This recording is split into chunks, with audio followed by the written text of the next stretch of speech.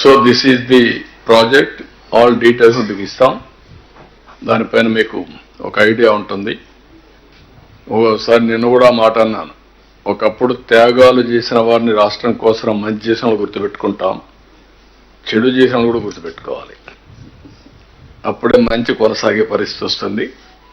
చెడుని మర్చిపోతే ఇంకా మంచికి విలువే కాదు, మంచి జరగదు.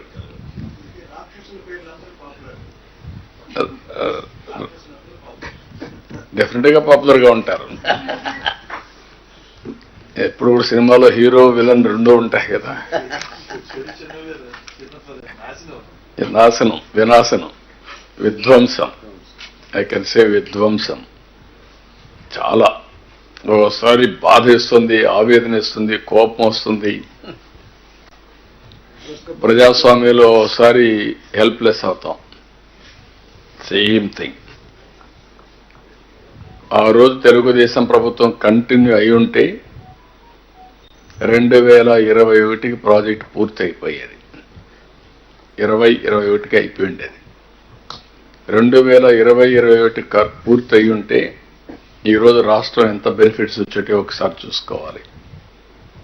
పట్టిసీమ ప్రాజెక్టు తీసుకపోతే దాన్ని ఎగతాళి చేశారు.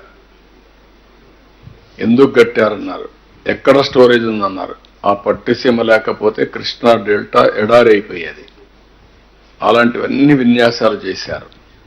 ఇప్పుడు 10 ఏళ్లుగా పట్టిసీమే శ్రీరామ రష్ అయిపోయింది. ఆ ప్రాజెక్ట్ లేకపోతే ఎంత ఇబ్బంది పడేవాళ్ళం, అన్ని ఇబ్బందులు పడేవాళ్ళం. అంటే ఒక వ్యక్తి యొక్క అజ్ఞానానికి, మూర్ఖత్వానికి, లేకుంటే రాక్షసత్వానికి నిదర్శనం ఇచ్చారు. బాధేస్తుంది చెప్పాలంటే. కోపం వస్తుంది, ఆవేశం వస్తుంది, సభ్యత అడ్డం వస్తూ ఉంది. మామూలుగా కాదు. నాకు తెలిసి ఈ ప్రాజెక్ట్ కోసం ఎంత కష్టపడ్డాను నేను.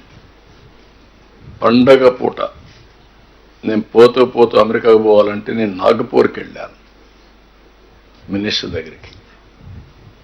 వెళ్ళి ఇక్కడ నమూనా కూడా పెడితే అవన్నీ ఇక్కడ పాట్నా అనుకుంటా, ఇది పూణే నాగపూర్లో మంత్రి దగ్గరికి పోయాను. పూణేలో నమూనా పెడితే నమూనాను చూసి అవన్నీ కూడా ఎట్లా చేయాలని అవన్నీ ఆలోచించుకొని మళ్ళా వచ్చాను. ఒకసారి అరుణ్ జైట్లీ ఉండేవాడు.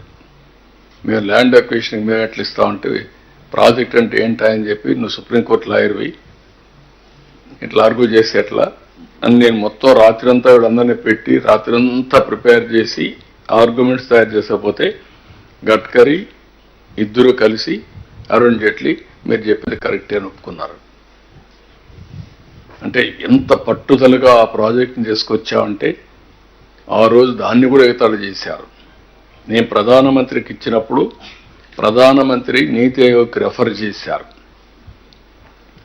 వాళ్ళకు రెఫర్ చేసినప్పుడు ఇది కేంద్ర ప్రభుత్వంలో ఉండే ప్రాజెక్టులన్నీ 20 ఏళ్ళు 30 ఏళ్ళు ఏ ప్రాజెక్టు పూర్తి కాలేదు.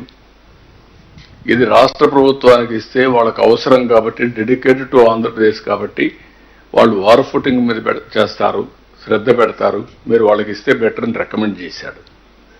పన్గారియా ఇప్పుడు 16th ఫైనాన్స్ కమిషన్ చైర్మన్. ఆయన రికమెండ్ చేస్తే కేంద్రం నాకు ఇస్తే నేను తీసుకున్నానని చెప్పి నన్ను విమర్శించే పరిస్థితికి వచ్చారు.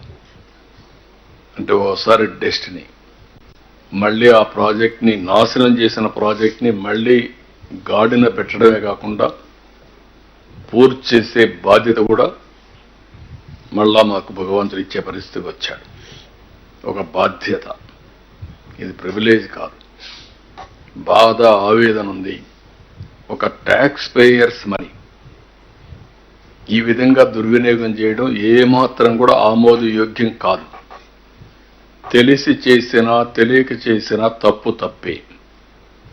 కానీ దురదృష్టం మన ప్రజాస్వామ్యంలో మాత్రం పనిష్మెంట్ లేదు.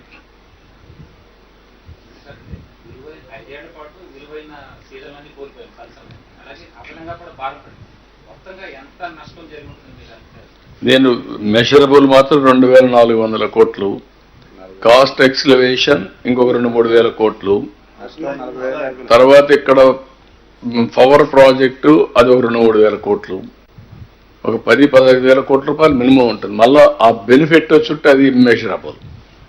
ఈ నీళ్లు తీసేపోయి పంటలు పండుంటే పంటల్లో వచ్చే ఆదాయం అదనం. అది ఒకసారి జిఎస్టిపి పెరిగిన తర్వాత ఆ జిఎస్టిపి పైన మళ్ళీ ఆదాయం వస్తుంది, అది వెల్త్ వస్తుంది, డబ్బులు వస్తాయి. ఇట్ ఇదే ఒక మూమెంటం అన్నమాట, ఒక స్పైరల్ మారిగా అన్ని నాశనం అయిపోయినాయి.